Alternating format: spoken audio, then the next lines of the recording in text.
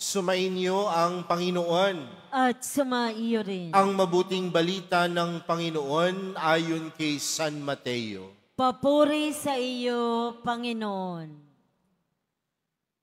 Noong panahong iyon, sinabi ni Jesus sa mga tao, ang paghahari ng Diyos ay katulad din ng isang malaking lambat na inihagi sa dagat at nakahuli ng sari-saring isda.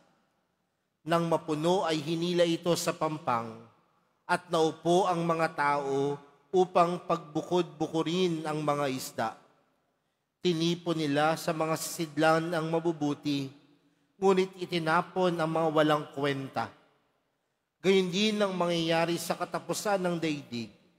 Darating ang mga anghel at hiwalay ang mga makasalanan sa mga banal at ihahagi sa mga makasalanan sa maningas na pugon. Dooy mananangis sila at manggagalit ang kanilang ngipin. Naunawaan na ba ninyo ang lahat ng ito? Tanong ni Jesus. Opo, sagot nila. At sinabi niya sa kanila, kaya nga ang bawat eskriba na kumikilala sa paghahari ng Diyos ay tulad ng isang puno ng sambahayan na kumukuha ng mga bagay na bago at luma sa kanyang taguan.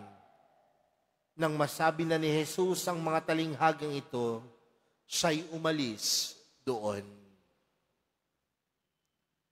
Mga kapatid, ang mabuting balita ng Panginoon. Pinupuri ka namin, Panginoong Hesukristo.